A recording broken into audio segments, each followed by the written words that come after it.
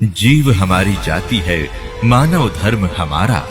हिंदू मुस्लिम सिख ईसाई धर्म नहीं कोई न्यारा।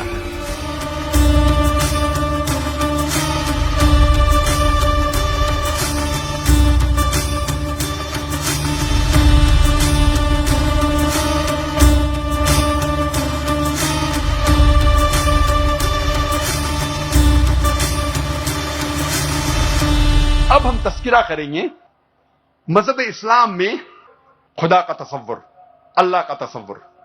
और सबसे बेहतरीन जवाब कोई भी मुसलमान आपको दे सकता है वो है, आपको कहेगा सूरह इखलास के बारे में, सूरा नंबर 112 आयत नंबर 1 से 4, जहां अल्लाह सुब्हानहू व तआला फरमाते कुल हु अल्लाहु अहद, कहो कि अल्लाह एक है, अल्लाह समद, अल्लाह बेनियाज है, लम यलिद वलम युलद, ना वो किसी को जनता है ना किसी से जना है, वलम यकुल लहु कुफुवन अहद, उसके जैसा कोई नहीं है।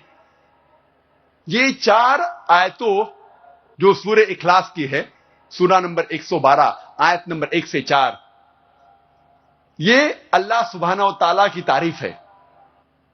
इसे मैं कहता हूं द टचस्टोन ऑफ थियोलॉजी। थियो मीन्स गॉड, खुदा, लॉजी मीन्स स्टडी, जिसके मानी है स्टडी ऑफ गॉड, खुदा की स्टडी। ये टचस्टोन है थियोलॉजी का। टचस्टोन उर्दू में मैं कहूंगा तलिस्मा। आप जब कोई जौहरी के पास जाते हैं सोना खरीदने या बेचने के लिए, और आप जानना चाहते हैं कि सोना कितना खरा है, तो आप जौहरी को देते हैं। आप ये सोना जौहरी को देते हैं और वो सोने को टचस्टोन से एक पत्थर से घिसता है, और जिस तरीके का रंग उस पत्थर पे आता है, फिर वो आपसे कहेगा कि ये सोना हो सकता है कि 22 कैरेट का है, या 20 कैरेट का है, या 18 कैरेट का है, या हो सकता है वो सोना ही नहीं है, क्योंकि हर चीज जो चमकती है वो सोना नहीं है। All that glitters is not gold. इसे कहते हैं टचस्टोन। सूरह इखलास is the touchstone of theology. जो भी खुदा की आप इबादत करते हैं, अगर आप जानना चाहते हैं कि वो सही खुदा है या सही भगवान है, आप उस भगवान, उस खुदा को जांचो सूरह इखलास की बुनियाद पर, और फिर आपको पता लगेगा कि जो खुदा की आप इबादत कर रहे हैं वो सही खुदा है कि नहीं। और जैसा कि डॉक्टर जाकिर नाइक जी बार बार कहते हैं कि जिस खुदा की आप भक्ति करते हो उसको जांच लो, वो वास्तव में अल्लाहु अकबर है भी कि नहीं। उसके जांचने के लिए वो पैमाना बताते हैं।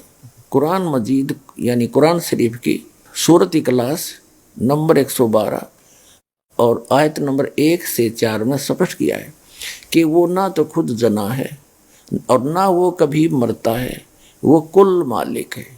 तो ये अल्लाहु अकबर जो काशी में धानक रूप में आया था, जो लाहौर की भूमिका करता था, इसके ऊपर ये सूरत इखलास 112 की आयत 1 से 4 पूर्ण रूप से घटती हैं। खरा उतरता हो परमात्मा जो अल्लाहु अकबर है। तो इससे सिद्ध हो गया कि वो पूर्ण परमात्मा अल्लाहु अकबर स्वयं आता है और काशी के अंदर 120 वर्ष तक रहे, और वो पूर्ण ज्ञान, कंप्लीट स्पिरिचुअल नॉलेज वो परमात्मा अल्लाहु अकबर खुद ही बता कर गए। वो सह शरीर आए थे, वो उन्होंने किसी माँ से जन्म नहीं लिया। उनके कोई उत्पत्ति बताता वो महामूर्ख है, उसको कति ज्ञान नहीं।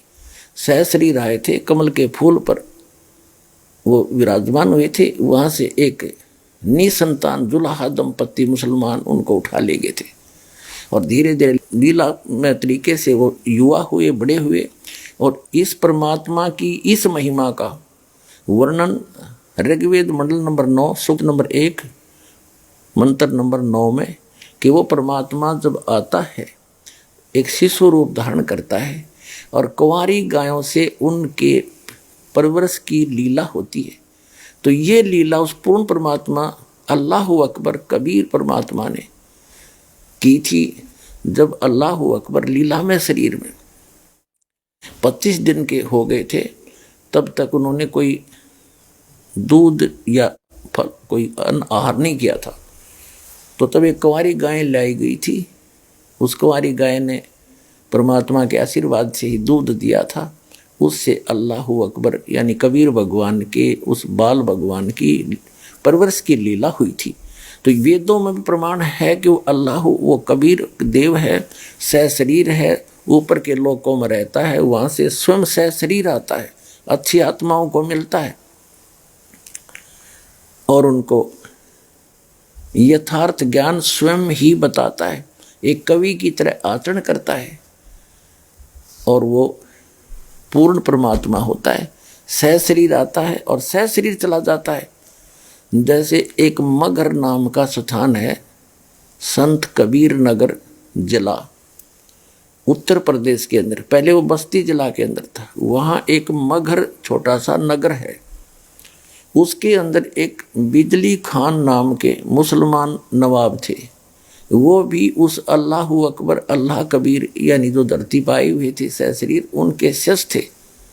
और काशी शहर के नवाब हिंदू राजा थे वीर देव सिंह बघेल, और वो दोनों ही उनके शिष्य थे। उनकी भक्ति और शक्ति से प्रभावित होकर उनके शिष्य हुए थे। अंत में उन्होंने अल्लाहू अकबर ने, अल्लाह कबीर ने यानी उस जुलाहा कबीर ने ये फैसला किया था कि मैं मगहर के अंदर अपना शरीर छोड़ दूंगा, क्योंकि हिंदुओं के जो गुरु थे ब्राह्मण, वो कहा करते थे कि जो व्यक्ति मगहर में मरेगा वो गधे की योनि में जाएगा, नरक में जाएगा, उसको बहुत कष्ट होंगे, वहाँ कोई मत मरियो। काशी में जो मरेगा, बनारस में ब्राह्मण कहा करते थे, वो सीधा स्वर्ग जाएगा। और परमात्मा कहा करते कबीर देव जी अल्लाहू अकबर कि अच्छी सत भक्ति करने वाला व्यक्ति, शुभ कर्म करने वाला व्यक्ति कहीं पर भी मृत्यु को प्राप्त हो, वो सीधा अपने उस यथा स्थान पर जाएगा, अच्छे स्थान पर जाएगा जिसकी उसने भक्ति कर रखी है। और निकम्मे कर्म, बुरे कर्म करने वाला व्यक्ति कहीं मरियो, मगर मरो चाहे काशी, वो सीधा नरक में जाएगा। लेकिन ये ब्राह्मण नहीं मानते थे, यानी हिंदुओं के धर्मगुरु इस बात को स्वीकार नहीं करने को तैयार थे और न ही जनता को स्वीकार करने दे रहे थे। उनके इस भ्रम का निवारण करने के लिए अल्लाह अकबर, अल्लाह कबीर, धानक कबीर, जुल्हा कबीर ने कहा था कि मैं मगहर में प्राण त्यागूंगा और तुम देख लेना आकर के, और अपने जंतर मंत्र, अपने सारे ज्योतिष लगा लेना कि उस स्थान पर मरने वाला व्यक्ति कहाँ जाता है। ऐसा ही किया गया। दोनों राजा पहुंच गए, उनकी सेना साथ में थी और बहुत से दर्शक वहां पहुंच गए। एक चद्दर नीचे बिछाई परमात्मा ने, एक चद्दर ऊपर ओढ़ ली, और जब देखा कि दोनों तरफ से सेना खड़ी थी, परमेश्वर ने पूछा भी बिजली खां पठान और वीर देव सिंह बघेल, तुम दोनों अपनी अपनी सेना क्यों लाए हो? उन्होंने तो नीची गर्दन कर ली, क्योंकि उनके गुरुजी थे, उद्देश्य अपना बता नहीं पाए। उनका उद्देश्य ये था कि मुसलमान भाई कह रहे थे कि ये हमारा पीर है, हम इनका अंतिम संस्कार मुसलमान रीति से करेंगे। हिंदू कह रहे थे ये हमारे गुरु हैं और हम इनका अंतिम संस्कार अपने धर्म के अनुसार करेंगे, इनको नहीं करने देंगे।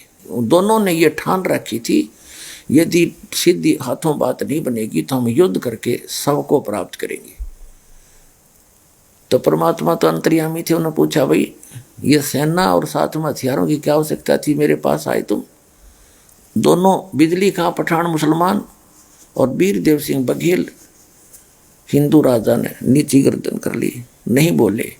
दूसरे मुसलमान और हिंदू जो मुठड़ से थे, बहुत से ऐसे होते हैं जिनको कोई धर्म कर्म का ज्ञान नहीं होता, वो आपस में कहने लगे कि हम आपका अंतिम संस्कार मुसलमान रीति से करें। हिंदू कहने लगे नहीं करने देंगे आपको, हम इस सब को अपने गुरु जी के शरीर को हिंदू रीति से इसका अंतिम संस्कार करेंगे, तुम्हें नहीं हाथ लगाने देंगे, चाहे कुछ भी करना पड़े।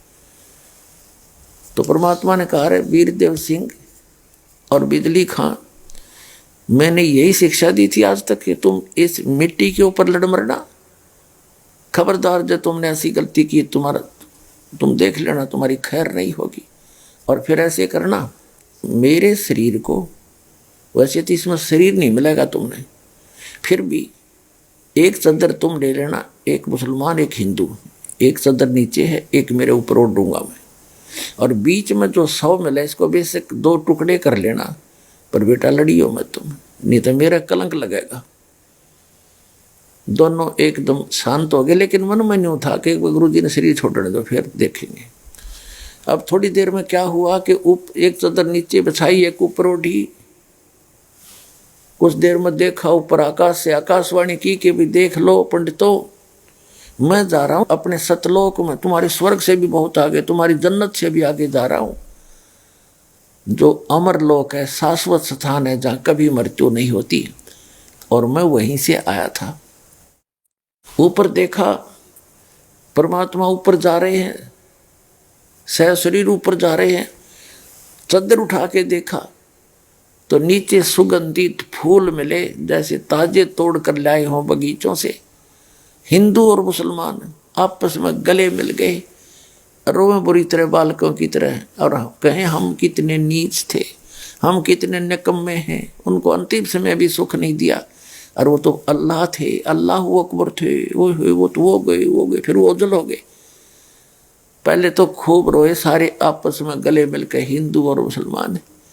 पुण्यात्माओं, ये समर्थ है, ये समर्थ परमात्मा, कादिर परमात्मा है।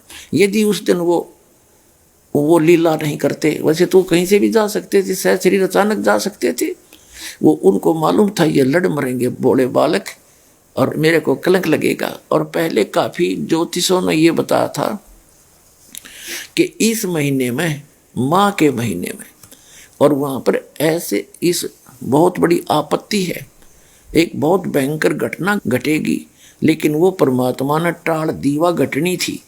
और पुण्यात्माओं, महाभारत से भी जबरदस्त युद्ध हो जाता, ग्रह युद्ध छिड़ जाता, हिंदू और मुसलमानों का कटका मर जाते। उस परमात्मा ने वह होनी भी अनहोनी कर दी, टाल दी। और हमारे भगवान श्री कृष्ण ने एक महाभारत नहीं टाल सके, जहाँ 18 करोड़ व्यक्ति कटका मर गए, क्योंकि वो काल के अधीन थे। ये काल के बाप हैं, वो अल्लाह अकबर हैं, ये पूर्ण परमात्मा है। और इसके ऊपर वो सारी कुरान शरीफ की जो सूरत इखलास है 112, उसकी आयत 1 से 4 पूरी खरी उतरती है। तो पुण्यात्माओं, पहचानो इस अल्लाह अकबर को, उस पूर्ण परमात्मा की पूरी जो यथार्थ भक्ति, यथार्थ ज्ञान इस दास के पास उपलब्ध है। आ जाओ, हिंदू, सिख, ईसाई और मुसलमान सबके लिए दरवाज़ा खुला है।